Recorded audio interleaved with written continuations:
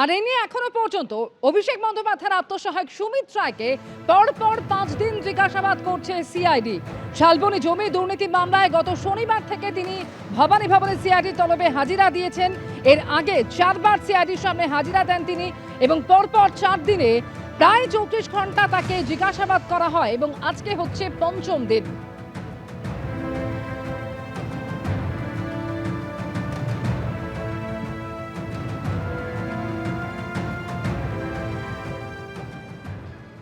চাকরির নামে প্রতারণার অভিযোগ এবার কি সুমিত রায় এবং সুজয় হাজরাকে মুখোমুখি বসিয়ে জিজ্ঞাসাবাদ করা হবে? সিআইডি হেফাজতে মেদিনীপুরের প্রাক্তন তৃণমূল বিধায়ক সুজয় হাজরা আর হেফাজতে পাওয়ার পরই ভবানী ভবনে সুজয় হাজরাকে আনছে সিআইডি। আর এখানে প্রশ্ন উঠছে যে তাহলে এবার কি সুমিত রায় এবং সুজয় হাজরাকে মুখোমুখি বসিয়ে জিজ্ঞাসাবাদ করা হবে?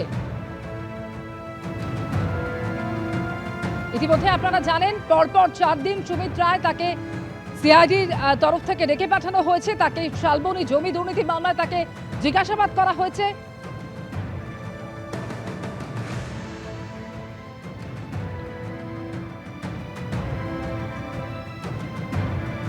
এবং এই নিয়ে পরপর 5 দিন সুমিত রায়কে সিআইডি জিজ্ঞাসাবাদ করছে। এর মধ্যে 4 দিন শালবনী জমি দুর্নীতি মামলা এবং এর মধ্যে আরেকদিন ডেবরান মামলায় তাকে জিজ্ঞাসাবাদ করা হয়েছে।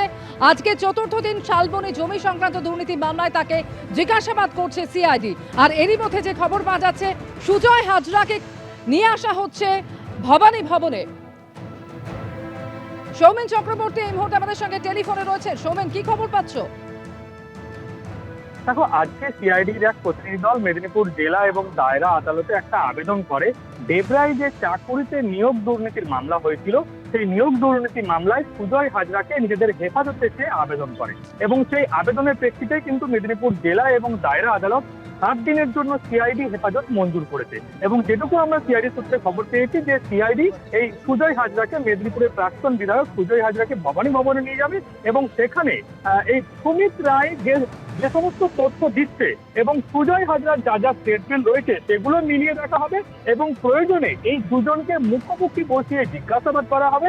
কারণ আমরা জানি শালবনীর একদিকে যেমন জমি দুর্নীতি মামলা রয়েছে, তেমনই দেবরাতে চাকুরি দুর্নীতি মামলা সহ মোট 9টি মামলা হয়েছে পশ্চিম মেদিনীপুর জেলার বিভিন্ন প্রান্তে, যেখানে সুজয় হাজরা অভিযুক্ত এবং সুজয় হাজরার সাথে সাথে এর একাধিক মামলাতেই সুমিত রায় অভিযুক্ত। জেলা পুলিশের যেমনটা বক্তব্য ছিল যে একটা তথ্য পাওয়া যাচ্ছে যে সুজয় হাজরার মারফত এই টাকাগুলো সুমিত রায়ের কাছে গেছে এবং সেটা কিন্তু সুমিত রায় আমরা দেখেছি আমাদের ক্যামেরার সামনে অভিযোগ অস্বীকার করেছে যে সুজয় হাজরার কাছ থেকে তার কাছে কোনো টাকা আসেনি।